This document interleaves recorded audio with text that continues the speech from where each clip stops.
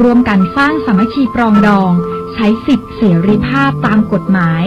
ยอมรับความคิดต่างเข้าใจประชาธิปไตยเลือกตั้งโปร่งใสบริสุทธิ์ยุติธรรมแก้ไขปัญหาด้วยระบบรัฐสภาประชาชนกับรัฐร่วมกันสร้างความสามัคคีปรองดองในชาติทุกคนเป็นพลังแก้ปัญหาประเทศ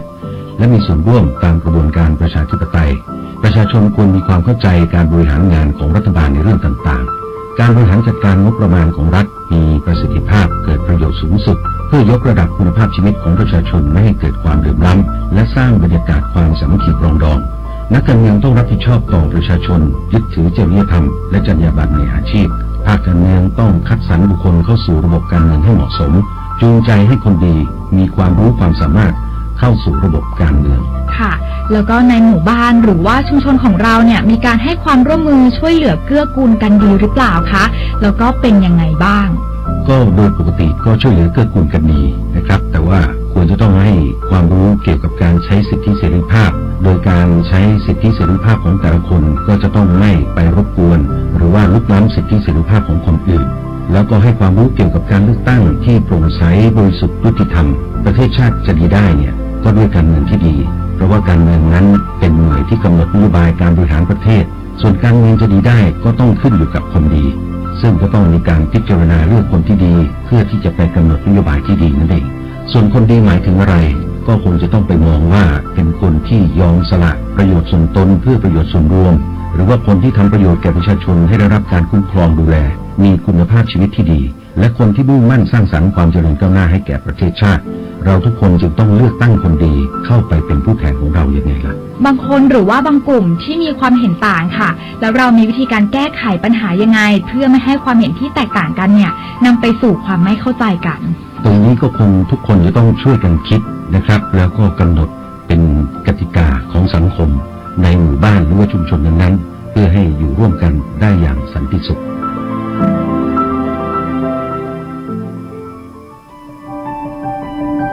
สัญญาประชาคมผูกใจไทยเป็นหนึ่ง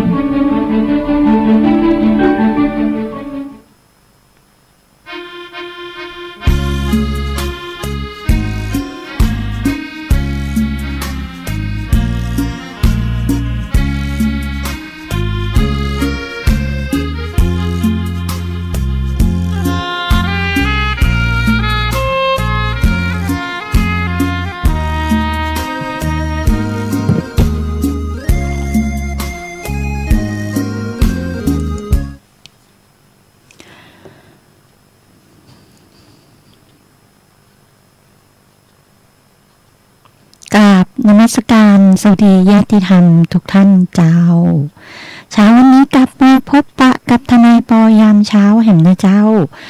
กับรายการสาระกฎหมายเจ้าบ้านโดยทนายปอนะเจ้าวันนี้วันที่9นะเจ้าเลขงามนะเจ้า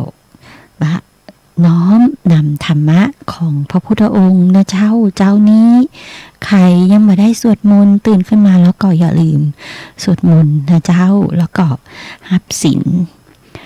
ปฏิบัติภาวนาสัก5 นาที10 นาทีนะเจ้าช่วยรักษาจิตใจรักษากายนะเจ้าอยู่ในศีลในธรรมนะเจ้าจิตจะได้บัดตกเมื่อจิตบัดตกการงานก็จะสะดวกนะเจ้าในสาระของกฎหมายของทนายปอนั้นจะนำเรื่องของสภานิติบัญญัติแห่งชาติมาฝากหมู่เฮาเป็นประจำนะเจ้าว่าท่านมีอำนาจหน้าที่อย่างพ้องนะเจ้าบางคนก็บอกว่าอำนาจหน้าที่ของสนช.นั้นคืออย่างทำอย่างใดนะเจ้าเป็นไปเพื่อประโยชน์ของประเทศชาติอย่างใดนะเจ้าท่านเป็นหนึ่งในแม่น้ำ5 สายนะเจ้าที่ปฏิบัติหน้าที่ดูแลหมู่เฮาเจ้าบ้านในช่วงเวลาของท่านทีมงานของรักษาความสงบเรียบร้อยของประเทศเข้ามานั่นเองนะเจ้าและช่วงนี้หลายๆท่านนะเจ้าก็ได้รับการคัดสรรและได้รับการจัดกลุ่ม ตามกระบวนการของการคัดเลือกของสมาชิกนะเจ้าวุฒิสภานะเจ้าที่เกิดมีขึ้นในช่วงเวลาบักกี่วันนี้นะเจ้าโดยการ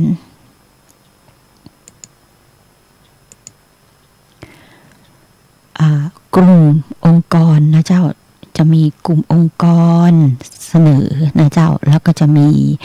บุคคลเสนอตัวเองนะเจ้าในการเข้ารับการคัดสรรนั้นนะเจ้าช่วงเวลานี้ก็จะเป็นช่วงเวลาที่ถ้าองค์กรเสนอเข้าไปแล้วอยู่ในกลุ่มที่จำนวนที่เปิ้นคัดสรรก็เดินไปให้ส่วนกลางเลือกได้ทันทีเลยนะเจ้าแต่ถ้าว่าอำเภอไหนนะเจ้ามีคนสมัครมากนะเจ้าเกินจำนวนที่เปิ้นต้องการก็จะให้ภายในกลุ่มที่สมัครนั้นเลือกกันเองนะเจ้าสำหรับสมาชิกวุฒิสภานั้นนะเจ้าเมื่อคัดสรรตรงนี้เสร็จแล้วก็จะเข้าไปที่จังหวัดเลือกนะเจ้าตรงนี้ก็มาติดตามกันต่อไปว่าในอำเภอเมืองเฮาตอนนี้มี4ท่านนะเจ้าแล้วก็จะมีการคัดสรรในวันประมาณวันที่16ธันวานะเจ้าสำหรับอำเภอเมืองก็ดูกันต่อไปว่า3ท่านนั้นจะเป็นใครนะเจ้าแล้วเดี๋ยวทนายปอจะนำมาเล่าให้หมู่เฮาได้รับทราบนะเจ้าในกิจกรรมของการคัดสรรของสวนะเจ้าสมาชิกวุฒิสภานะเจ้าและเมื่อวานนี้นะเจ้า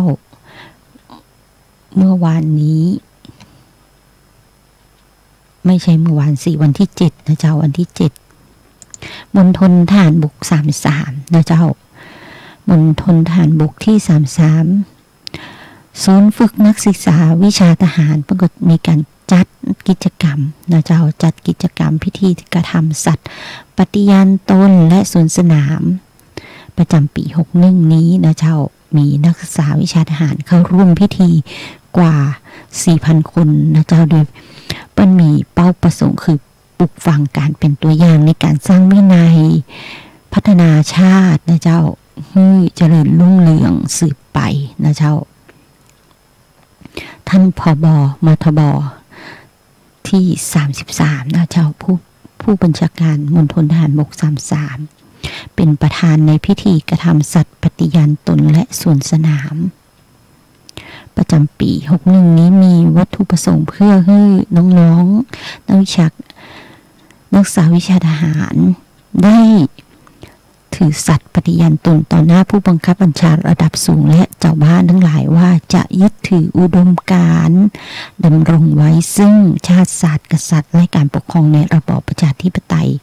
มีพระมหากษัตริย์เป็นประมุขตลอดจนเป็นเยาวชนที่เป็นตัวอย่างในการสร้างวินัยให้คนในชาติพร้อมที่จะปกป้องอธิปไตยและร่วมพัฒนาชาติให้รุ่งเรืองสืบไปทั้งยังมุ่งหมายให้นักวิชาทหารนะเจ้าเป็นผู้กำกับนักศึกษาวิชาทหารและหน่วยงานที่เกี่ยวข้องดำเนินกิจกรรมร่วมกันเพื่อแสดงออกถึงพลังของนักศึกษาซึ่งเป็นกำลังสำรองของชาติให้เป็นที่ปรากฏแก่สายตาของผู้บังคับบัญชาและเจ้าบ้านเจ้านักศึกษาศูนย์ฝึกนักศึกษาวิชาทหารนะเจ้ามณฑลทหารบก33มีภารกิจในการอำนวยการประสานงาน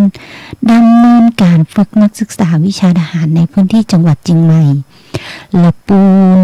แม่ฮ่องสอนนะเจ้าจำนวน140นะเจ้าสถานศึกษาวิชาทหารและในปีการศึกษา2561นี้มีจำนวนนักศึกษาวิชาทหารในความรับผิดชอบทั้งสิ้น 11,280 คนในส่วนของการประกอบพิธีกระทำสัตย์ปฏิญาณตนและสวนสนามของนักศึกษาวิชาทหารก็ประกอบด้วยนักศึกษาวิชาทหารจากสถานศึกษาทั้งหมดในพื้นที่จังหวัดเชียงใหม่จำนวน 4,000 คนนะเจ้าตรงนี้ก็เป็นกิจกรรมที่ทำกันในวันที่7ธันวาช่วงเวลาเย็นนะเจ้าแล้วสนช.เปิ้นมีกิจกรรมอย่างพ่องในช่วงเวลา1อาทิตย์1รอบอาทิตย์ที่ผ่านมานะเจ้าก็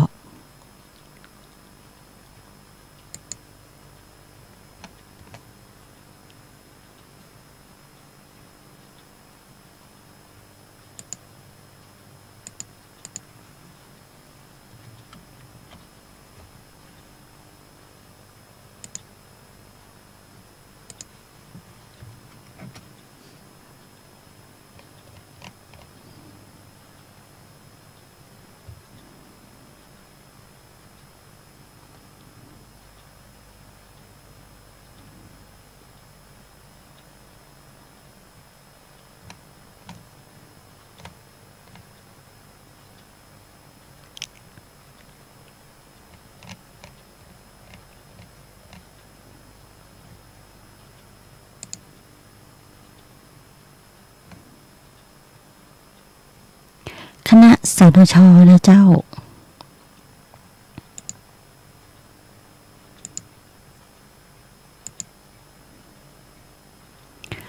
สภานิติบัญญัติแห่งชาติร่วมการประชุมภาครัฐสภาในการรับรองข้อตกลงระหว่างประเทศนะเจ้าว่าด้วยการโยกย้ายถิ่นฐานที่ปลอดภัยเป็นระเบียบและปกติของราชอาณาจักรโมร็อกโกในวันที่7 9 โมงครึ่งนะเจ้าที่อาคารรัฐสภาโมร็อกโกกรุงราบัตนะเจ้าราชอาณาจักรโมร็อกโกคณะผู้แทนสภานิติบัญญัติแห่งชาตินำโดยนายกิติวสีนนท์นะเจ้าในฐานะหัวหน้าคณะพร้อมด้วยนางกาญจนารัตน์รีวิโรจน์และนายนิพนธ์ราพิทักษ์กุลสนช.นะเจ้าสมาชิกสภานิติบัญญัติแห่งชาติเข้าร่วมการประชุมภาครัฐสภาในโอกาสการรับรองข้อตกลงระหว่างประเทศว่าด้วยการโยกย้ายถิ่นฐานที่ปลอดภัยเป็นระเบียบและปกติจัดโดยสหภาพรัฐสภาร่วมกับรัฐสภาโมร็อกโกเป็นวันที่2โดยเป็นการประชุมในช่วงที่4ก็มีที่ประชุมได้รับฟังและร่วมกันอภิปรายภายใต้หัวข้อประเด็นท้าทายในระดับภูมิภาคกับการปฏิบัติตามข้อตกลงระหว่างประเทศว่าด้วยการโยกย้ายถิ่นฐานนะเจ้าก็มีตัวแทนของสนช.ไปร่วมที่รัฐสภาโมร็อกโกนะเจ้า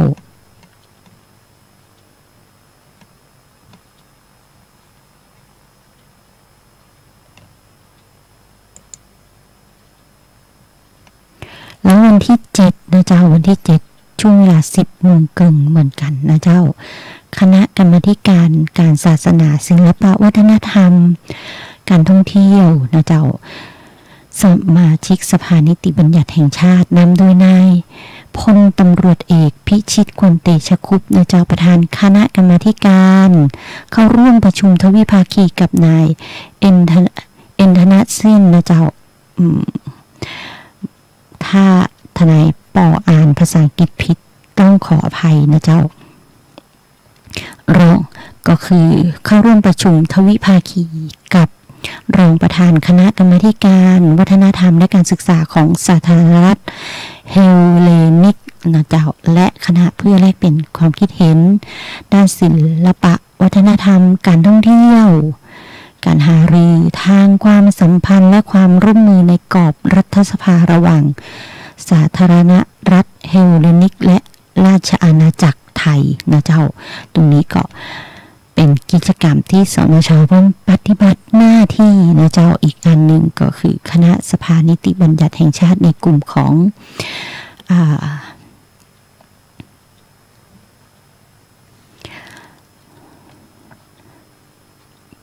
มันมีการไปเข้าร่วมประชุมรัฐสภาว่าด้วยการค้าโรคนะเจ้าประจำปี61ที่สำนักงานใหญ่องค์การการค้าโรคเจนีวาสมาพันธรัฐสวิตนะเจ้าก็นำเสนอรายงานอภิปรายในหัวข้อการพัฒนาเทคโนโลยีสามารถสร้างประโยชน์ให้เจ้าบ้านอย่างใดพ้องนะเจ้าในที่ประชุมแล้วก็มีการอภิปรายผลของความก้าวหน้าทางเทคโนโลยีที่มีต่อการค้านะเจ้าการแปลงกระบวนการทำงานให้เป็นดิจิตอลหุ่นยนต์ปัญญาประดิษฐ์อินเทอร์เน็ตนะเจ้าการพิมพ์3 มิติซึ่งจะเป็นการปฏิบัติวิธีการในการผลิตทำงานเคลื่อนย้ายและบริโภคนโยบายทางการค้าจะต้องสามารถรับมือการเปลี่ยนแปลงและตอบสนองต่อกระบวนการเปลี่ยนแปลงเป็นไปอย่างรวดเร็วนะเจ้าก็สมาชิกสภานิติบัญญัติแห่งชาติคณะผู้แทนของไทยนะเจ้านำโดยพลเอกยุทธศิลป์โดยชื่นงามในฐานะหัวหน้าคณะนะเจ้าพร้อมด้วยนายสาธิตชาญชาวกุลและพลเอกชาติอุดมติถศิรินะเจ้าสมาชิกสภานิติบัญญัติแห่งชาติเข้าร่วมการประชุมว่าด้วยองค์การการค้าโลกนะเจ้า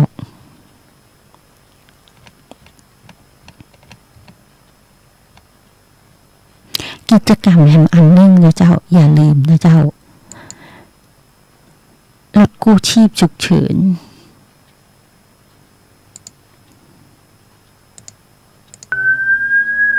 ขาดออกซิเจน4นาทีอาจพิการขาดออกซิเจน8นาทีอาจเสียชีวิต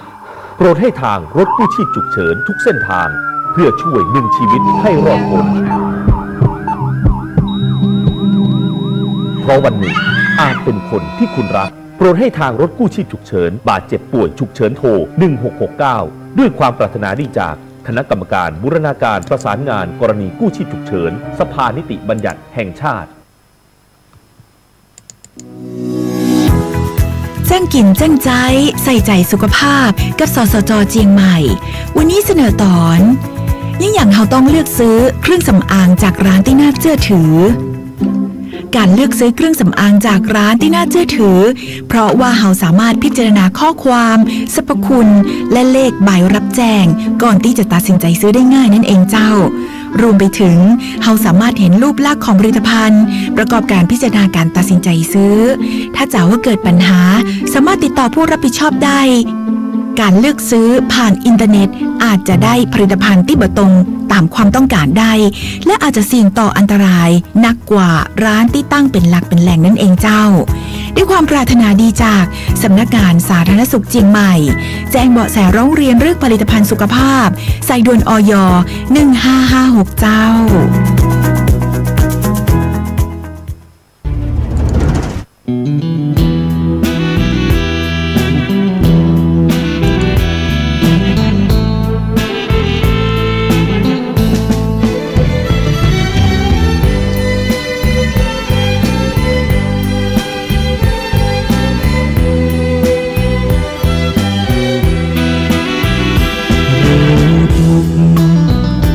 สมุทัยแจ้งนิโรธแล้วเจริญมรรคศีลสมาธิปัญญาเป็นหลักเพ่งออกไปเห็นตัวทุกข์ตัวดับรู้แจ้งประจักษ์แล้วผลักออกไปเรียนรู้พระอริยะเอาธรรมะนั้นบ่งแก้ไขผู้มีจิตผู้มีธรรมเราไม่ใช่เราจะรู้ด้วยตัวเองไม่ได้อริยสัจตรัสไว้ให้เดินไปตามธรรมเจริญปัญญาในมรรคองค์8เป็นหลักนั้นงามเลิศล้ำรู้เนื้อรู้ตัวไม่ตกต่ำฝึกจิตฝึกใจให้ดื่มด่ำรู้รูปรู้นามแยกธาตุแยกขันธ์มองเห็นในไตรลักษณ์ว่าไม่เพียงสภาพแปรผันให้คงเดิมเป็นไม่ได้แท้นั้นวิปัสสนาเถิดพุทธชนทุกท่านอริยสัจสร้างสรรค์คือธรรมราชา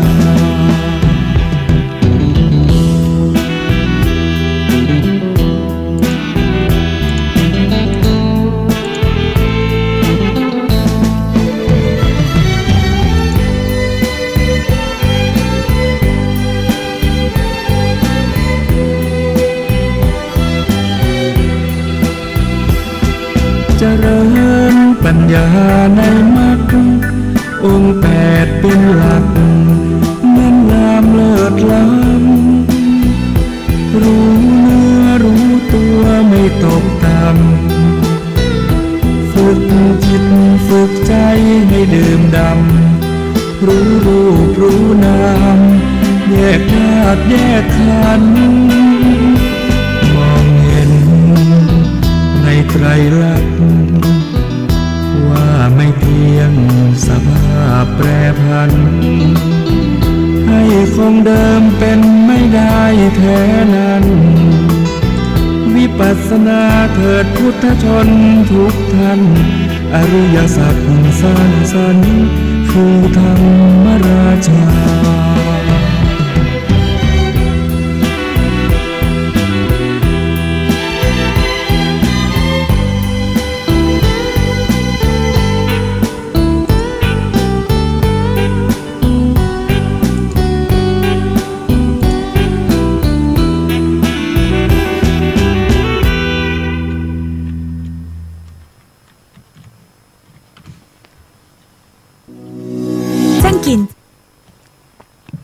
เจ้าจังกินจังใจจังตานกันนะเจ้า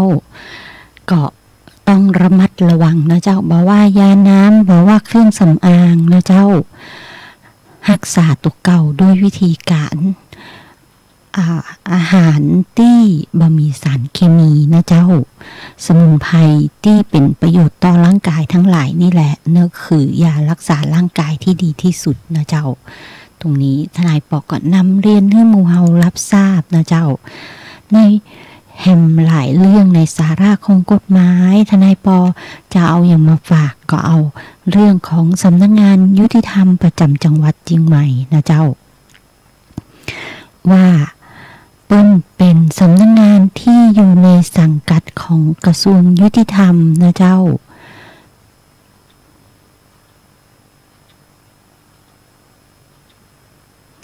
เป็นสำนักงานที่อยู่ในสังกัดของกระทรวงยุติธรรมแล้วก็เปิ้ลมีหน้าที่ดูแลเจ้าบ้านนะเจ้าก็เงื่อนคำปรึกษากฎหมายนะเจ้าโดยเปิ้ลก็จะจัดนะเจ้าทนายความหรือผู้รู้ผู้ชำนาญการด้านกฎหมายมาเป็นคนให้คำปรึกษากฎหมายกับหมู่เฮาเจ้าบ้านทั้งหลายนะเจ้าเสร็จแล้วก็เพิ่งจะรับคำขอคำร้องนะเจ้าเกี่ยวกับความช่วยเหลือในเรื่องของทนายความที่เขาไปดำเนินกระบวนพิจารณาในศาลต่อเมื่อบุคคลนั้นเป็นคนที่เข้าเงื่อนไขเพิ่นมีอย่างพ้องนะเจ้าเงื่อนไขเปิ้นต้องเป็นคนที่ได้รับความเดือดร้อนในเรื่องข้อกฎหมายและมาได้รับความเป็นธรรมนะเจ้าเปิ้นก็จะหับเงื่อนไขตัวนี้แล้วก็ให้กรรมการพิจารณาบอกว่ากรรมการชุดเล็กชุดใหญ่ก็จะมีกรรมการในการพิจารณานะเจ้าเสร็จแล้วก็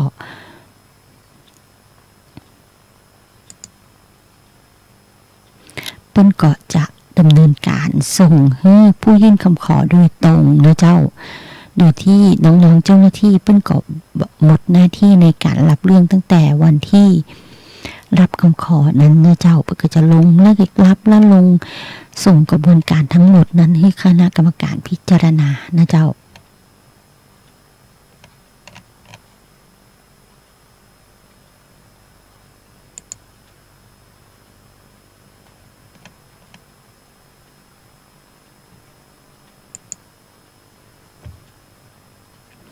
แล้วถ้าใครบอกว่าโอ้ยสำนักงานยุติธรรมจังหวัดอยู่ไกลไปนะเจ้าอยากไปปรึกษาที่ทนายความโดยตรงจะทำอย่างไรดีนะเจ้าถ้าจะขอคำปรึกษาจากทนายโดยตรงก็ไปที่ศาลจังหวัดนะเจ้าหรือศาลแขวงหรือศาลคดีเด็กและเยาวชนนะเจ้าก็จะมีทนายนะเจ้าจัดมาสับเปลี่ยนหมุนเวียนให้คำปรึกษาโดยบัดซ้ำหน้ากันนะเจ้าเปิ้นก็จะ2 เดือน 3 เดือนมันก็จะวนกันมาแห่งรอบนึงนะเจ้าในการให้ความช่วยเหลือในเรื่องการเดือดร้อนในเรื่องข้อกฎหมายทั้งหลายนะเจ้าหรือบอกว่าอุ้ยไม่อยากไปสภาทนายไปศาลเหนื่อยไปศูนย์ดำรงธรรมก็ได้นะเจ้าศูนย์ดำรงธรรมมันก็จะมีศูนย์งานเหล่านี้เพื่อดูแลหมู่เฮาเจ้าบ้านนะเจ้าและถ้าใครบอกว่าโอ้แล้วถ้าได้ยินเสียงนี้แล้วผมไม่ได้อยู่ในเชียงใหม่ล่ะผมอยู่ในกรุงเทพย่าใดดีอยู่ในกรุงเทพยิ่งดีเลยนะเจ้าก็ไปที่สภาทนายที่กรุงเทพนะเจ้าก็จะปฏิบัติหน้าที่ดูแลประชาชนทางด้านกฎหมายนะเจ้าจะมีส่วนงานทนายความรับเรื่องนะเจ้าให้คำปรึกษากฎหมายหลายๆท่านนะเจ้า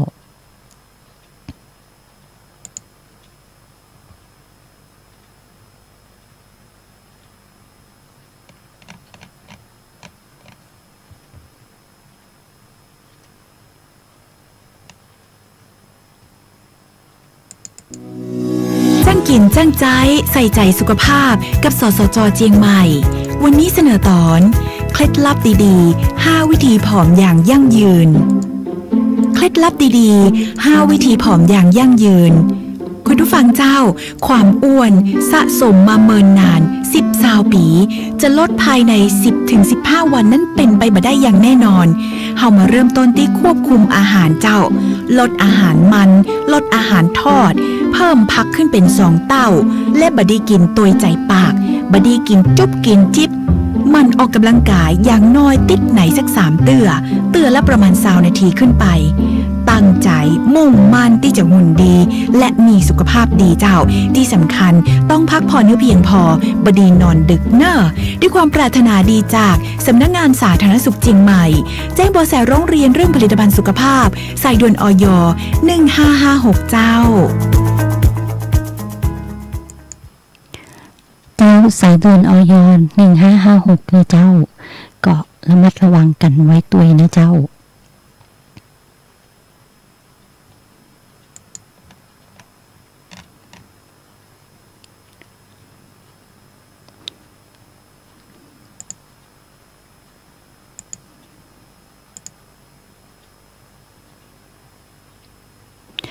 สภานิติบัญญัติแห่งชาตินะเจ้าก็จะมี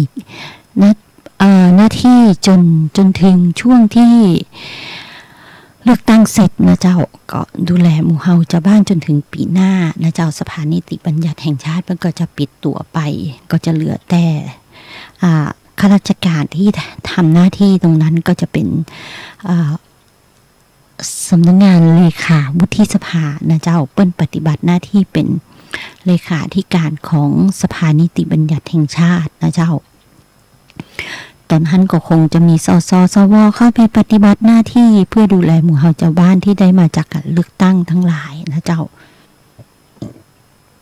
ก็ดูกันไปนะเจ้าว่าถ้าอยากคือเฮาอยู่กันอย่างสงบนะเจ้าก็ต้องทำงานให้อยู่ในกรอบในหน้าที่และกรอบหน้าที่นั้นต้องอยู่ในกระบวนการแสดงความคิดเห็นนะเจ้าที่ถูกกาลเทศะนะเจ้าไม่ใช่ว่าไปแสดงความคิดเห็นกลางท้องสนามหลวงนะเจ้าถ้าไปแสดงความคิดเห็นแบบอันนะเจ้าคณะรักษาความสงบเรียบร้อยก็จะเข้ามาแหมนะเจ้าแล้วก็ปปทอย่างก็คณะสภาปฏิรูปก็จะเข้ามานะเจ้าสภานิติบัญญัติก็จะเข้ามาเพราะฉะนั้นตรงนี้ทำไมทนายปอเอาเรื่องของสภานิติบัญญัติแห่งชาติมาอู้ให้ฟังนะเจ้าเพราะถ้าเฮารู้ถึงอำนาจหน้าที่ของเปิ้ลเฮาก็จะรู้ว่าเปิ้ลปฏิบัติหน้าที่อย่างไรนะเจ้าเปิ้ลก็ปฏิบัติหน้าที่ตามกรอบหน้าที่ที่เปิ้ลมีนะเจ้าแทนสมาชิกวุฒิสภาในช่วงเวลาถ้ามีการเลือกตั้งนั่นเองนะเจ้าแล้วก็ในเรื่องของสภาปฏิรูปนั้นประกอบปฏิบัติหน้าที่เหมือนเป็นสสนะเจ้าแต่ตอนนี้สภาปฏิรูปนี้ก็ได้หยุดปฏิบัติหน้าที่ไปแล้วนะเจ้าก็เหลือแต่สภานิติบัญญัติแห่งชาติตรงนี้ก็ทนายปอก็นำมาเล่าให้หมู่เฮาได้รับรู้นะเจ้าว่านี่นะคณะนี้มันมีหน้าที่ในการทำงานตรวจสอบกฎหมายร่างกฎหมายนะเจ้าและดูแลประชาชนทางกฎหมายนะเจ้าตรงนี้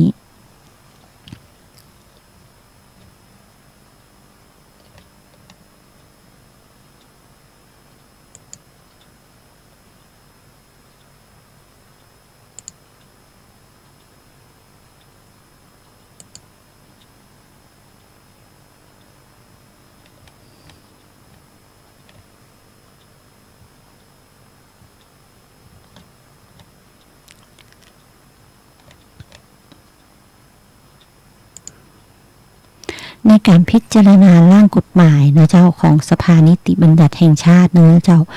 ก็จะมีคณะทำงานหลายๆชุดนะเจ้ามีกระบวนการระยะเวลาที่ตรวจสอบนะเจ้ากระบวนการระยะเวลาที่ทำงานกันนะเจ้า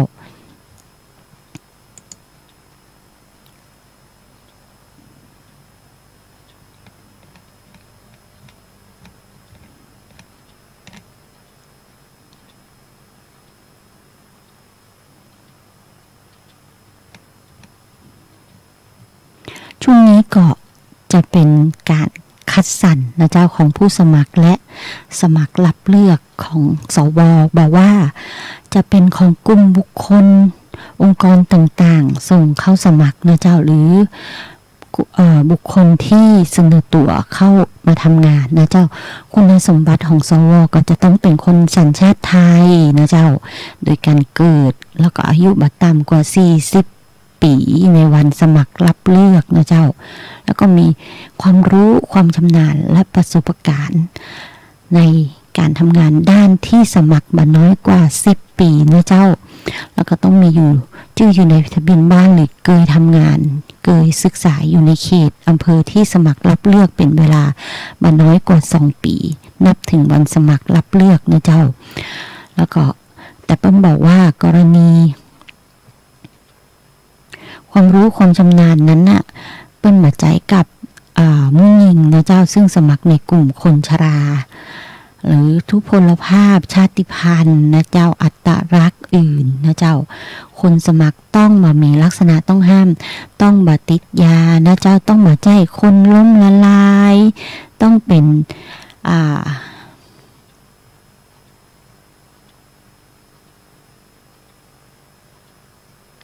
ต้องบ่ใจหุ้นส่วนในกิจการหนังสือพิมพ์หรือบ่ใจเจ้าของในกิจการหนังสือพิมพ์นะเจ้าบ่ใจตุ๊ดเจ้าบ่ใจสามเณรนะเจ้าอยู่ในระหว่างต้องบ่ถูกรับโทษนะเจ้าบ่ถูกรับโทษในการเลือกตั้งอายุไป5 ปีประมาณนั้นนะเจ้าต้องมีสติสมบูรณ์ไม่วิกลจริตไม่จิตฟั่นเฟือนต้องสมประกอบนะเจ้าอยู่ระหว่างได้ต้องมาถูกระงับสิทธิ์ในการเลือกตั้งนะเจ้าต้องบ่เคยต้องโทษในคดีอาญามาก่อนนะเจ้าต้องบ่ใจข้าราชการนะเจ้าแล้วก็ต้องบ่เคยถูกริบทรัพย์นะเจ้าบ่เคยถูกยึดทรัพย์ต้องบ่เคยต้องคดีในเรื่องคดีทุจริตทางการเมืองนะเจ้าและบ่ใจบุคคลที่อยู่ในระหว่างต้องห้ามไม่ให้ดำรงตำแหน่งทางการเมืองต้องเป็นบุคคลธรรมดาที่บ่ใจลูกจ้างนะเจ้าของหลวงต้องบ่ใจผู้พิพากษาต้องบ่ใจตุลาการนะเจ้าถ้าเป็นผู้พิพากษาตุลาการก็มาสมัครบ่ได้นะเจ้า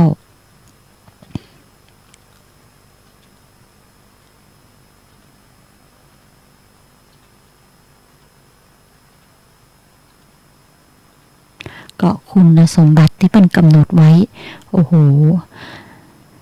ต้องห้ามมาเยอะเลยนะเจ้าครอบครัวบิดามารดาหรือลูกหลานนะเจ้าหรือของผู้สมัครสวนี้นะเจ้า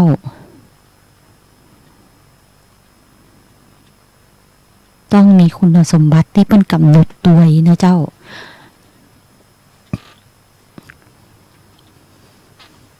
เป็นบอกให้ยื่นสมัครภายใน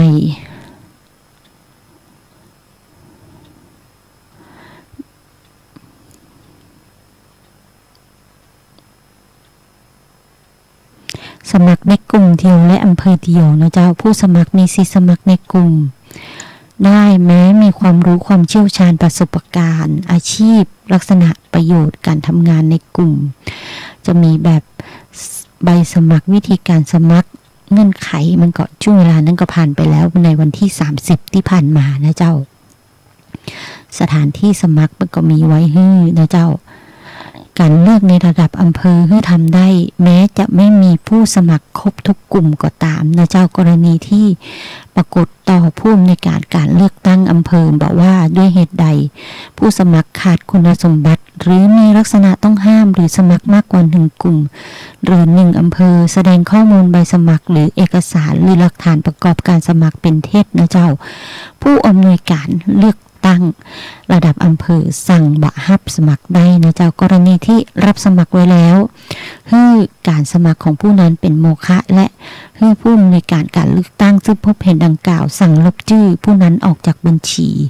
แล้วรายงานให้คณะกรรมการรู้นะเจ้าผู้ถูกลบชื่อออกจากบัญชีรายชื่อผู้สมัครก็จะมามีสิทธิ์และมามีสิทธิ์ได้รับเลือกนะเจ้าแต่บ่มีผลกระทบต่อการรับสมัครหรือการเลือกที่ได้ดำเนินการไปแล้วนะเจ้า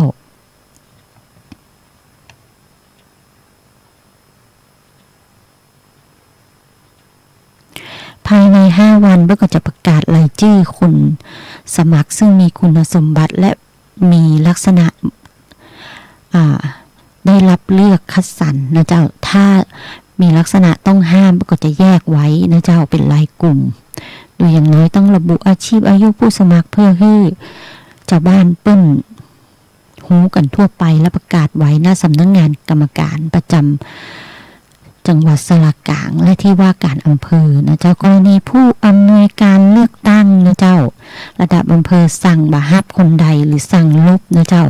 คนนั้นมีสิทธิ์ยื่นคำร้องคัดค้านต่อศาลฎีกาภายใน30วันนับแต่วันที่ประกาศรายชื่อผู้สมัครหรือวันที่ผู้อำนวยการสั่งลบชื่อแล้วแต่กรณีนะเจ้าในการพิจารณามีคำวินิจฉัยนะเจ้าของศาลฎีกาตามวรรคหนึ่งให้ดำเนินการให้แล้วเสร็จก่อนวันเลือกบ่น้อยกว่า1วันเมื่อถึงวันเลือกถ้าศาลฎีกายังบ่ได้วินิจฉัยให้ดำเนินการเลือกต่อไป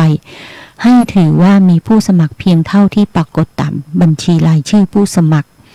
ที่ผู้อำนวยการเลือกระดับอำเภอประกาศนะเจ้าคำวินิจฉัยของศาลฎีกามันมีผลกระทบต่อการเลือกที่ดำเนินไปแล้วนะเจ้า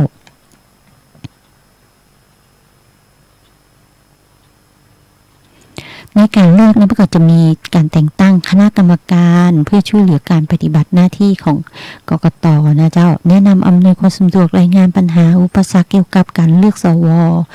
คณะกรรมการระดับประเทศนะเจ้าโดยให้คณะกรรมการปฏิบัติหน้าที่เป็นคณะกรรมการระดับประเทศนะเจ้าแล้วก็จะมีคณะกรรมการระดับจังหวัดนะเจ้าประกอบด้วยผู้ว่านะเจ้าสำหรับจังหวัดอื่นปลัดกรุงเทพนะเจ้าสำหรับกรุงเทพเป็นประธานส่วนหัวหน้าส่วนราชการประจำจังหวัดหรือคนในสถาบันอุดมศึกษาของรัฐนะเจ้าก็คือบุคลากรในสถาบันอุดมศึกษาของรัฐจำนวน3คนนะเจ้าผู้ทรงคุณวุฒิในเขตจังหวัดนะเจ้าซึ่งไม่ได้เป็นเจ้าหน้าที่ของรัฐนะเจ้าก็และไม่ได้เป็นสมาชิกหรือเจ้าหน้าที่ของพรรคการเมืองหรือเป็นคนนะเจ้าหรือเป็นผู้สมัครหรือมีบุพการีครอบครัวนะเจ้าเป็นผู้ก็จำนวน2คนเป็นกรรมการและผู้อำนวยการเลือกตั้งประจำจังหวัดเป็นกรรมการและเลขานุการนะเจ้าคณะกรรมการระดับอำเภอประกอบด้วยในอำเภอเป็นประธานนะเจ้าหัวหน้าส่วนราชการประจำอำเภอจำนวน3คนผู้ทรงคุณวุฒิในเขตอำเภอซึ่งไม่ได้เป็นเจ้าหน้าที่ของรัฐนะเจ้าไม่ได้เป็นสมาชิกหรือเจ้าหน้าที่ของพรรคการเมืองนะเจ้าหรือเป็นผู้สมัครหรือมีบุพการีบุตรคู่สมรสญาติเป็นผู้สมัครรับเลือกในเขตอำเภอนั้นจำนวน2คนเป็นกรรมการและเจ้าหน้าที่ของสำนักงานหรือข้าราชการประจำอำเภอซึ่งผู้อำนวยการเลือกตั้งประจำจังหวัดแต่งตั้งเป็นกรรมการและเลขานุการนะเจ้ามีผู้มีอำนาจแต่งตั้งการแต่งตั้งและวิธีการได้มาซึ่งกรรมการระดับอำเภอกับระดับจังหวัดนะเจ้าให้เป็นไปตามหลักเกณฑ์ที่คณะกรรมการกำหนดสำหรับกรุงเทพก็จะกำหนดให้แต่งตั้งข้าราชการกรุงเทพตำแหน่งใดแทนหัวหน้าส่วนราชการประจำจังหวัดนะเจ้าในแทนหัวหน้าส่วนราชการประจำจังหวัดตามคณะกรรมการระดับจังหวัดนะเจ้าและหัวหน้าส่วนราชการประจำอำเภอนะเจ้าก็ได้ผู้เป็นกรรมการด้วยตำแหน่งหรือหัวหน้าส่วนราชการหรือบุคลากรในสถาบันอุดมศึกษาแล้วแต่นะเจ้าที่เป็นกรรมการในการเลือกตั้งนะเจ้าจะต้องมาแจ้งพ่อแม่พี่น้องของคนเลือกนะเจ้าที่ลงเลือกสวสสนั้นนะเจ้า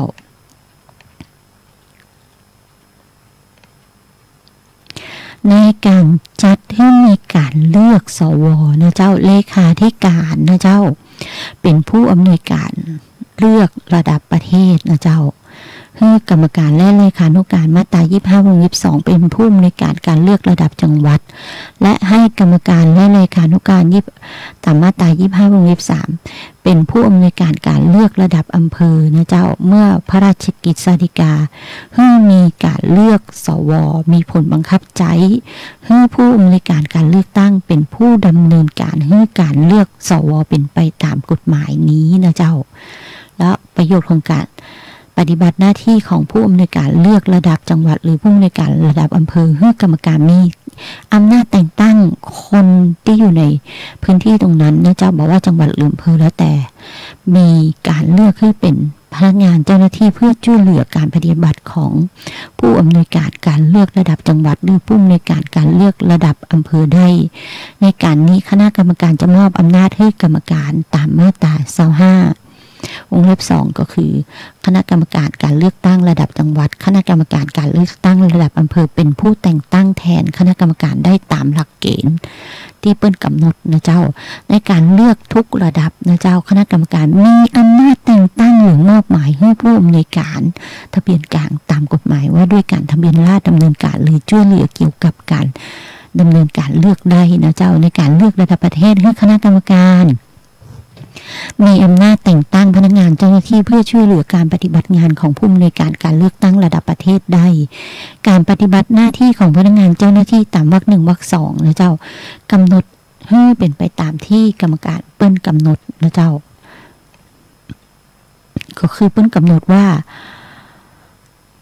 ผู้อำนวยการการเลือกระดับจังหวัดหรือผู้อำนวยการการเลือกระดับอำเภอนะเจ้าให้มีอำนาจแต่งตั้งพนักงานเจ้าหน้าที่ในการ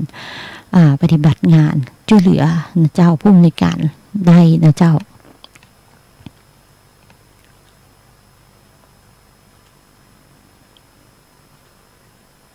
แล้วเปิ้นก็คืออำนาจผู้อำนวยการการเลือกตั้งระดับอำเภอนะเจ้า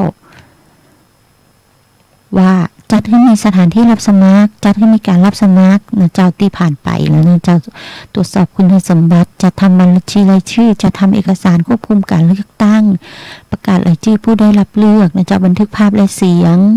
กระบวนการเลือกนะเจ้าปฏิบัติหน้าที่นะเจ้าอันเกี่ยวกับการเลือกสถานที่เลือกนะเจ้าในการดำเนินการก็ระดับจังหวัดระดับอำเภอก็จะเหมือนกันนะเจ้าในการเลือกนะเจ้าสมาชิกวุฒิสภาที่มีการลงคะแนนลับตามวิธีการที่กำหนดในพระราชบัญญัติประกอบรัฐธรรมนูญนี้นะเจ้ากรณีมีเหตุจำเป็นนะเจ้าเพราะพื้นที่ทำให้บ่สามารถดำเนินการเลือกได้ในระยะเวลาหรือในวันที่กำหนดบอกว่าจะเกิดเหตุอย่างขึ้นนะเจ้าจราจรภัยพิบัติทั้งหลายนะเจ้าหรือเหตุสุดวิสัยนะเจ้าคณะกรรมการกำหนดวันเลือกใหม่ได้นะเจ้าบอกว่าระดับอำเภอหรือระดับจังหวัดคนสมัครนะเจ้าต้องแนะนำตัวนะเจ้าได้ตามวิธีการและเงื่อนไขที่คณะกรรมการเป็นกำหนดนะเจ้าเพื่อก็จะมากำหนดให้มีการแนะนำตัวในวันที่10กว่านี้นะเจ้าทนายปอดมาแน่ใจว่าในวันไหนนะเจ้าบุคคลซึ่งบัจจัยผู้สมัครจะช่วยเหลือผู้สมัครในการแนะนำตัวปฏิบัติตามวิธีการและเงื่อนไขตามกฎหมายกำหนดก็ได้นะเจ้าก็ในการดำเนินการเลือกนะเจ้าห้ามบ่ให้ผู้สมัครนะเจ้าห้ามอย่างไรบ่ให้ผู้สมัครห้ามบ่ให้คนที่บัจจัยผู้สมัครหรือคนที่ได้รับเลือกขั้นต้นนะเจ้า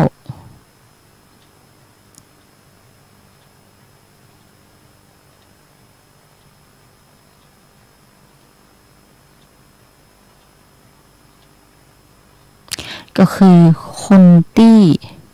บัจจัยผู้สมัครหรือผู้ได้รับเลือกเข้าไปในเขตการเลือกตั้งนั่นเองนะเจ้าเว้นแต่จะเป็นผู้ซึ่งมีหน้าที่เกี่ยวกับการเลือกหรือผู้ซึ่งได้รับอนุญาตจากกรรมการหรือผู้อำนวยการเลือกตั้งนะเจ้าก็คือห้ามเข้าไปวอแวนในเขตการเลือกตั้งนั่นเองนะเจ้าในระหว่างดำเนินการเลือกตามมาตรากฎหมายเป็นกำหนดไว้นั่นนะเจ้าผู้ห้ามนำอุปกรณ์อิเล็กทรอนิกส์เข้าไปในเขตการเลือกตั้งนะเจ้า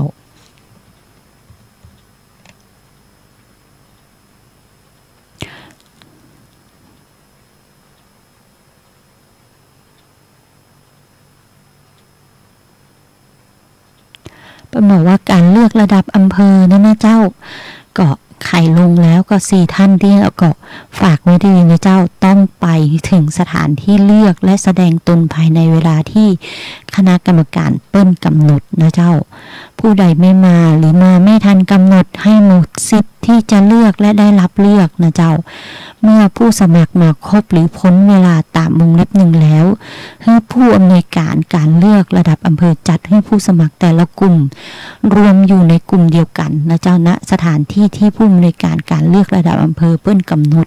แล้วให้ผู้สมัครแต่ละกลุ่มลงคะแนนเลือกบุคคลในกลุ่มเดียวกันได้บ่เกิน2 คน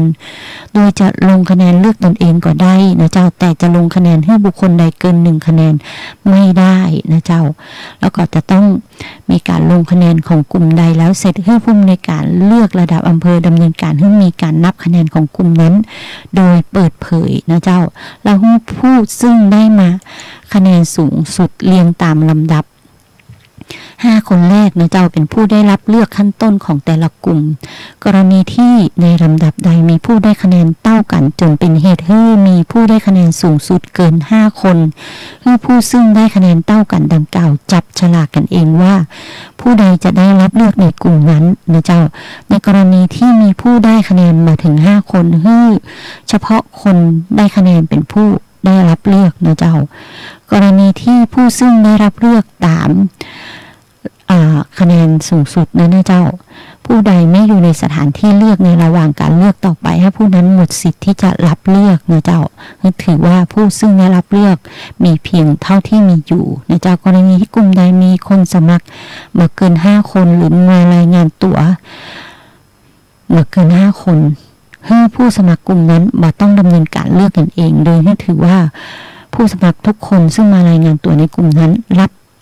เลือกขั้นต้นสำหรับกลุ่มนั้นกลุ่มใดมามีผู้สมัครให้งดการมีการเลือกสำหรับกลุ่มนั้นนะเจ้าแล้วมามีผลกระทบต่อกลุ่มอื่นๆเมื่อผู้ได้รับเลือกขั้นต้นของแต่ละกลุ่มแล้วผู้รับเลือกของแต่ละกลุ่มตกลงกันว่าจะให้ผู้ใดเป็นผู้จับฉลากตาม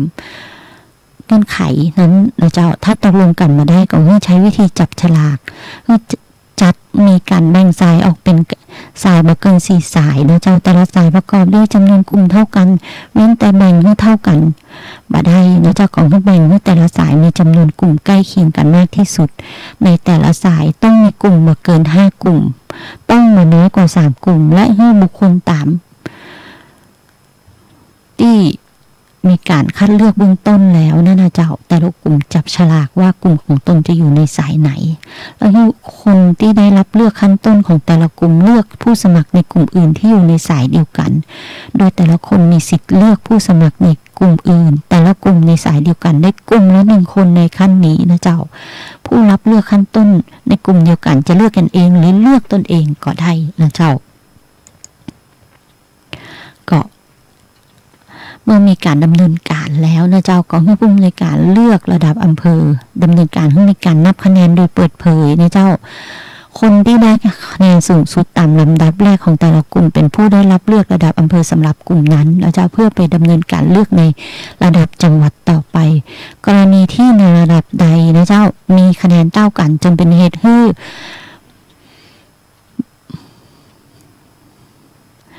คนที่ได้คะแนนสูงสุดเกิน3หมดเวลาแล้วทีนี้สามารถมาต่อนะเจ้าในกระบวนการนมัสการแล้วขอเชิญร่วมงานพระราชทานเพลิงศพพระครูโสภิตศรีลาจารย์ธีรศักดิ์ยานวิโรอดีตที่ปรึกษาเจ้าคณะตำบลศรีภูมิเขต 2อดีตเจ้าอาวาสวัดดอกเอื้องวันที่6 ถึง 9 ธันวาคมพุทธศักราช 2561 โดยมีกำหนดการดังต่อไปนี้วันพฤหัสบดีที่ 6 ธันวาคมเวลา 10 นาฬิกาพระสงฆ์50 รูปสวดพระพุทธมนต์ธรรมสังคีนีมาติกามัคคทายกโอกาสเวรตาลเวลา 11 นาฬิกาถวายพระทหารเพลแด่พระสงฆ์เวลา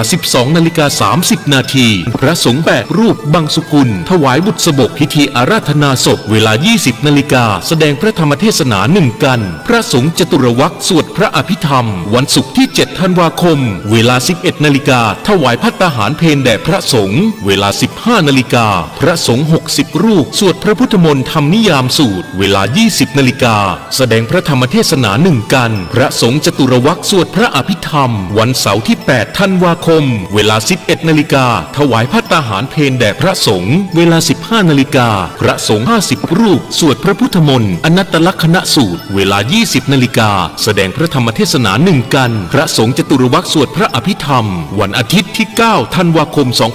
2561 เวลา 9 นาฬิกาพระสงฆ์50 รูปสวดพระพุทธมนต์อทิตยปริยายสูตรมัคคทายกโอก